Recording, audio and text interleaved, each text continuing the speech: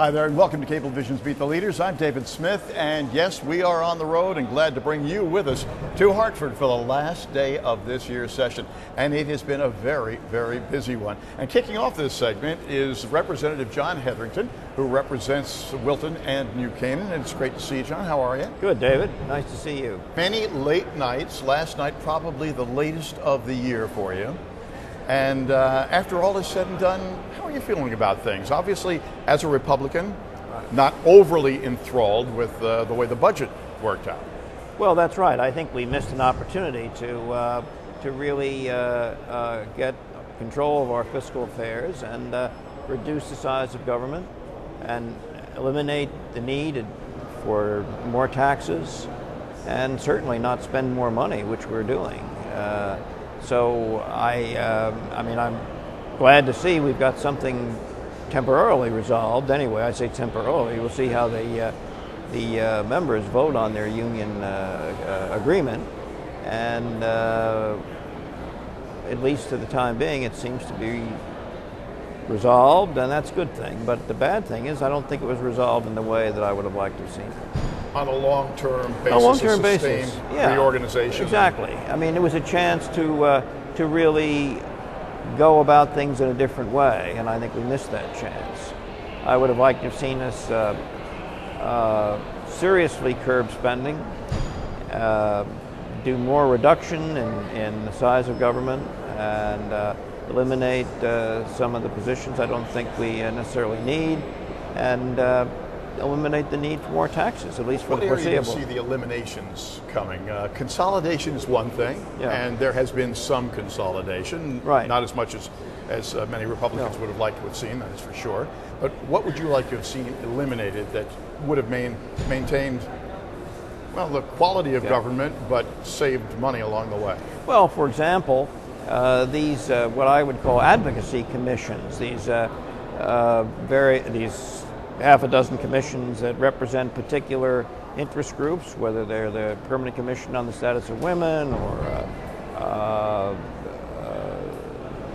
various ethnic groups that are represented by a permanent commission. I mean, they all have, I guess they all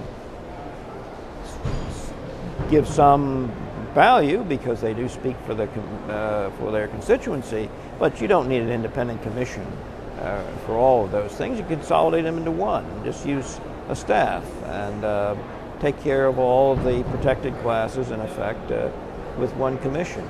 That's not a huge amount of money, but it certainly is a place to start. The governor, of course, talked of shared sacrifice and coming up with $2 billion in considerations from the unions. That didn't pan out as he had suggested and hoped it would, certainly, with 1/6. Where do you see the other $400 million coming from to make up that difference? If I may, David, just let me say, I'm not so sure the 1/6 is completely secure. That's not necessarily firm in your eyes. Right, because according to the Office of Fiscal Analysis, there's only about 40% of that could actually be confirmed by their analysis as real savings. The other things are somewhat ephemeral. I mean, they're having people get physicals every year, which is a good thing, but I don't know whether that we can book that in terms of saving the state money. So I'd say maybe 60% at best, or maybe 40%, excuse me, at best is what you might call hard savings. Then the next part is what we do about whatever we need to make up, which at least on the paper looks like $400 million. And I'm afraid that we're going to use the surplus that will result from the additional revenue measures. And I thought that surplus was going to go to reduce our long-term debt. I thought that's what the governor said, actually. But now it appears we're going to use that to fill the hole. And I think that's very unfortunate. As you suggested, the unions haven't voted yet on accepting anything. Exactly, so in a couple of weeks or 3 weeks, we may be back to square one. That's right. Almost, anyway. It's not in the bag by any means. Well, don't pack your bags and leave Right, the kingdom right. anytime in the near future, Right. John, because they may call you back before you know it. By the way, I think, too, that the General Assembly ought to vote on whatever the final resolution is of the budget, and I understand we're not going to have an opportunity to do that. The governor suggests that's not necessary. Yes, but that's right. Listen, unfortunately, we are hitting and running today because there are Okay, so many folks to understood. talk to, Right, but right. it's always a pleasure to Okay. talk with you. And we'll watch with great interest as bleary-eyed they wrap things up Right. at midnight tonight. Thank you so much. Thank you.